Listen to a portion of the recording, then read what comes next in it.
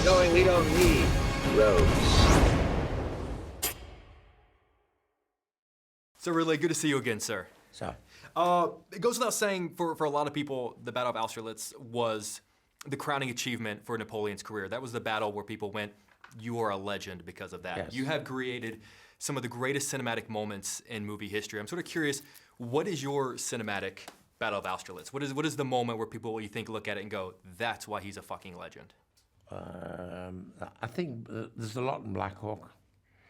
Black Hawk Down was a simultaneous action, went on for 22 hours, where there were battlegrounds everywhere. So one of the hardest things to do was actually intercut who was doing what when. And so Black Hawk was a real challenge, yeah.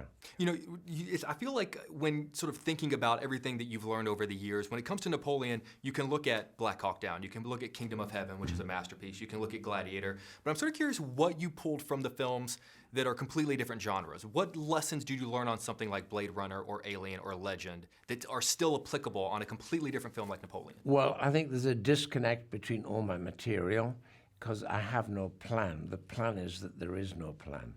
I'm a little bit like a child in a playpen saying, oh, I like that blue ball, I like this green whistle. There's no, like I've already planned the film I'm going to do after I finish Gladiator I'm doing now. I've already cast it and recce'd it and written it. It's completely disassociated from anything I've ever done. So there is no plan or connection. And it's all intuition. I love that. So then to that point, you've changed a lot as a filmmaker since Gladiator. Joaquin Phoenix has changed a lot as an actor. I'm sort of curious, when you see that performance, when you see that film, who has changed the most? Joaquin as an actor or you as a filmmaker? Joaquin, I think, clearly, of course, has changed since then because of the experience. But Joaquin had already done quite a few movies by the time I did Gladiator. But I think Gladiator was a monumental scale that he hadn't been used to. And I'm kind of already used to that scale. So there's a little bit of that. And I wouldn't put the word intimidation on, but there was definitely an intimidation to just the sheer scale of things. So, and since 20 years, Joaquin done a lot of stuff. And the thing that I thought was absolutely extraordinary was the Joker. And so, and I didn't love the fact it kind of condoned violence. Didn't love that. He was remarkable. And I couldn't think of anybody else, but once I saw the Joker, I thought, this is Napoleon. But coming back to work with him again is very similar. I love that.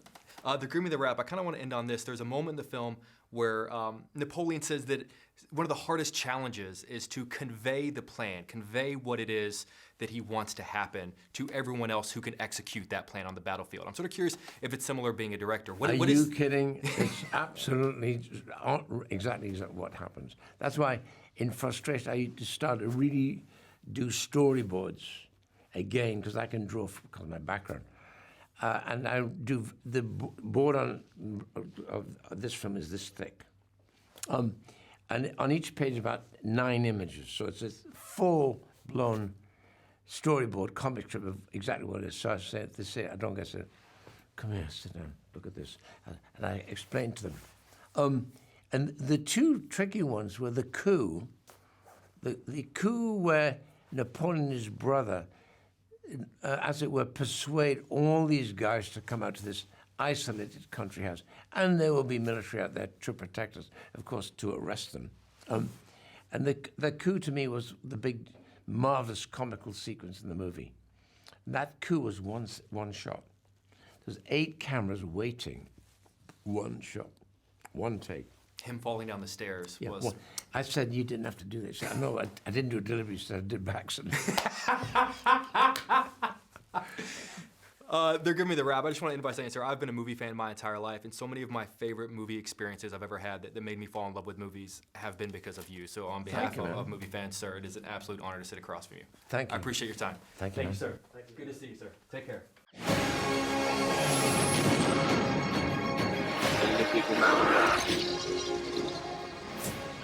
Where we're going, we don't need roads.